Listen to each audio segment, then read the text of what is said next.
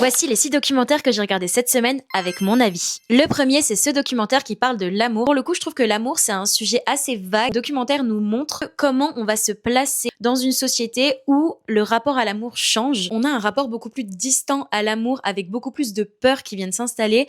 On a de plus en plus le choix, et est-ce que c'est une bonne ou une mauvaise chose? En vraie question à débattre. Je pense que ça peut être une bonne chose d'un côté, mais de l'autre côté, on crée un marché de l'amour, et ça peut être hyper néfaste parce qu'on a toujours une multiplication des choix qui entraîne une dévalorisation des autres, parce qu'on peut tout comparer. Ensuite, nous avons ce documentaire qui, grosso modo, ça nous montre tous les méfaits de la beauté. On est dans un monde où on est bercé par les codes sociétaux et par les codes de la beauté. Elle montre un cas qui est assez intéressant. Jérémy Mix, qui a été jugé coupable et qui a plaidé coupable pour des crimes de gang, etc., a été remarqué par des agences de mannequinat parce qu'il était beau, et il y a eu une vraie polémique autour de sa beauté, et il a eu de plus en plus de fans là où initialement il était jugé pour des crimes. En fait, on se rend pas compte de notre beauty privilège dans notre société, de à quel point on peut être plus pardonné quand on est jugé comme beau. Ensuite, on a ce documentaire Cléopâtre. Que dire sur Cléopâtre à part que c'est une grande femme? Je trouve ça trop dommage qu'on ait capitalisé sur le fait qu'elle soit juste belle, alors que elle a quand même fait partie d'une société dans un terme global où les femmes étaient moins acceptées à des positions de pouvoir. Elle a réussi à dominer les plus grandes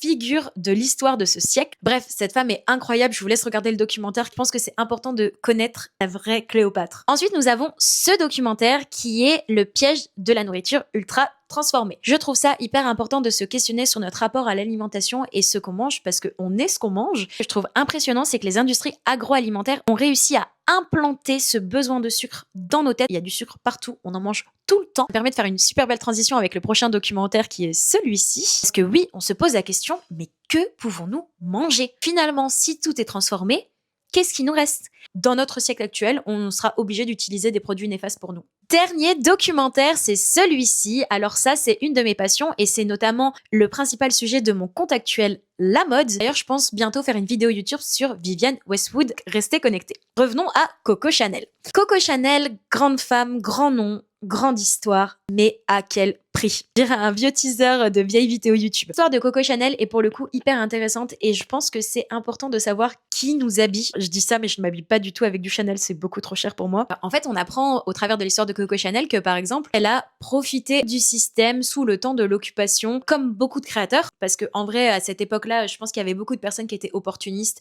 et qui choisissaient un peu leur camp selon où ils sentaient le vent tourner. Pour autant, ça n'excuse rien. C'est intéressant de savoir un peu la vie des grandes figures qu'on connaît un peu tous. Et c'est la fin de cette vidéo. J'espère que ça vous a plu. Je vous retrouve la semaine prochaine. N'hésitez surtout pas à me partager vos petites recommandations. Et je vous fais plein de gros bisous.